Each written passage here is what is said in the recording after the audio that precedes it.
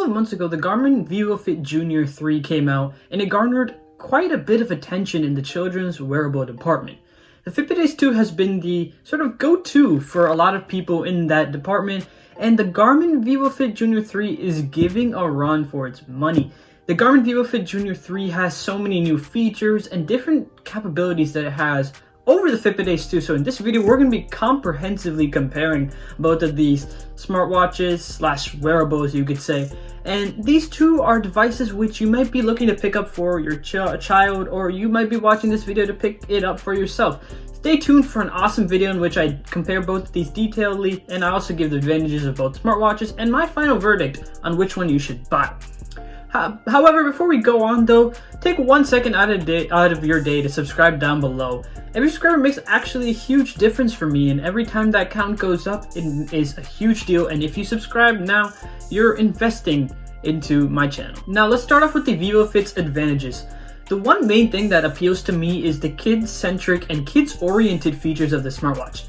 Both watches have a nice design, which is themed for kids, of course, but the software part of it and what you can do on the display and the extra capabilities of the VivoFit is what appeals to me, and I think that's what stands out with this new VivoFit Jr 3. Since the VivoFit is themed around characters like Iron Man, Black Panther, and etc., these are kind of challenges, but they're workouts in disguise, and you can do them to earn those rewards and points and so on and so on.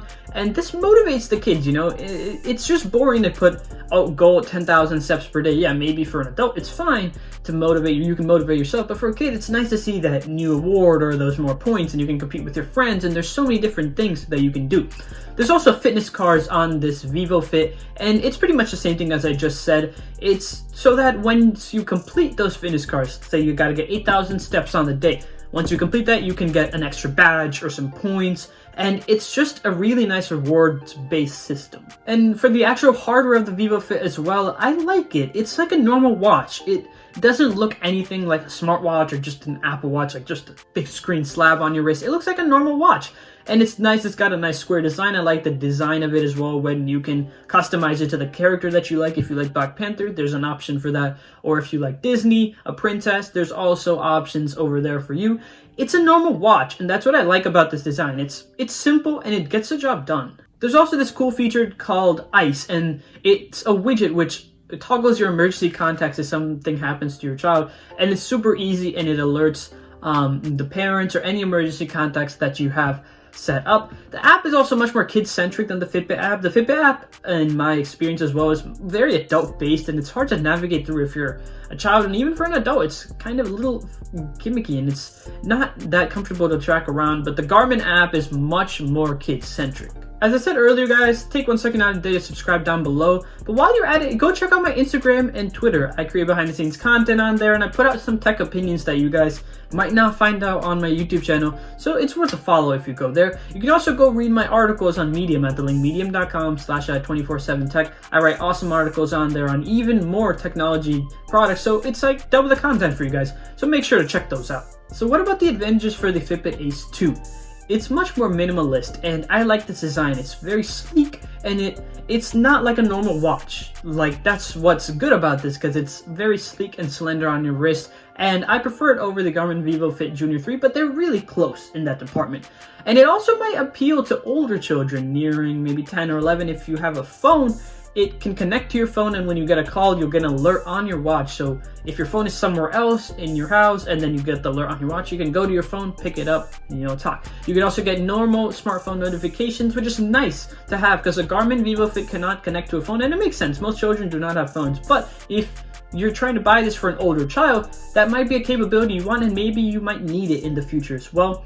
The Ace 2 is also nice for parents, because if they have Fitbits, it's like you're all in one ecosystem, and you can control both things on the app. You can toggle through your devices, and when I had the Versa 3, the Sense, the Ace 2, I can just toggle through the devices on my Fitbit app, and that's all I needed to do to switch around things. Fitbit is not as aggressive or innovative as Garmin is with the whole kid-centric and rewards and points, but there are milestones you can hit on the Ace 2, and you will unlock some characters, badges, and it's just small things here and there. It's not completely devoted into it like Garmin is, but it's still got that kids aspect to it.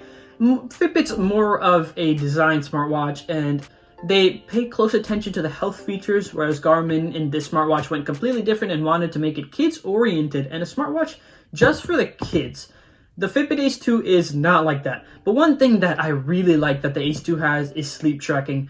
It's got that amazing sleep tracking that the bigger Fitbits have, and you can check it on the app instead of the watch itself because the watch is too small. But you can check how your sleep went, when you were, disturbed, your sleep score, and all of those types of things on this Ace 2 on the app, which is amazing because it's a kid smartwatch, so you don't really need the highest bleeding edge health features, but it's always nice to have it if they give it, right? And the Ace 2 does exactly that. What about the customization on both of these wearables? There's 7 different types of the Garmin VivoFit Jr 3.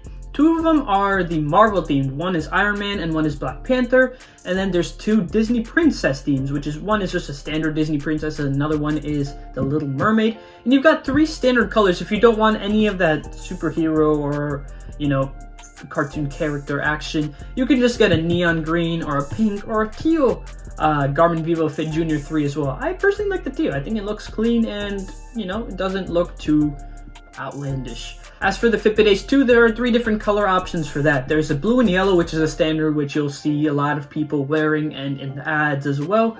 Then there's a pink and green, which you also see a lot of people wearing. And then there's this new color, which just recently came out. It's a purple and blue color. I kind of like it. I think all 3 of these colorways look nice. It's just simple, contrasting colors, which, in my opinion, they look clean. As for the pricing, the Fitbit Ace 2 comes in at $70, whereas the VivoFit comes in at $80. These are similarly priced models. You shouldn't go one or the other just because it's $10 cheaper. I feel like, if you really like what one offers, it's good to pay the $10 extra and keep it for a year, 2 years, and be happy with the smartwatch that you buy. However, I'm happy that these companies did not overprice the smartwatches, because you can see normally that companies tend to charge too much for wearables like this, and for these wearables they just didn't. I think $70, $80 is a fair price, and you can actually get these for around $50 to $60. I've seen it on discount during the holiday season when more people are buying the smartwatches, so keep your eyes peeled out for discounts because they're definitely going to come for both of these watches. So what's my verdict? I think that both of these smartwatches are good, but they target different sets of people. The Fitbit Ace 2 is more for the person who wants a cleaner, sleeker smartwatch with the nice health features and does not really prioritize the whole kid-centric theme. So yeah, the proper demographic, I'd say, was older children. Children where the watch still fits on their wrist, but they want that smartphone capability and the whole sleep tracking and all of those features for a reasonable price. $70 is not too bad to spend on a wearable.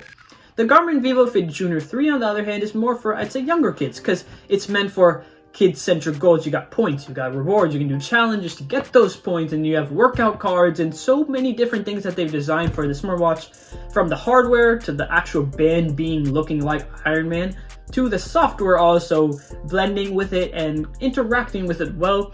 The Garmin VivoFit Jr and the Fitbit Ace 2 target different demographics, in my opinion, and that's why they're varying, and you should pick the one which is right for you. I personally like both of these smartwatches. As I said before, it's whichever one fits your boat and which one fits your requirements, because each smartwatch is gonna appeal to a different set of people. Even though one might be better on paper or one might be better on the feature side, the one which appeals to you is the one you should buy, and I think it's the same thing in this case.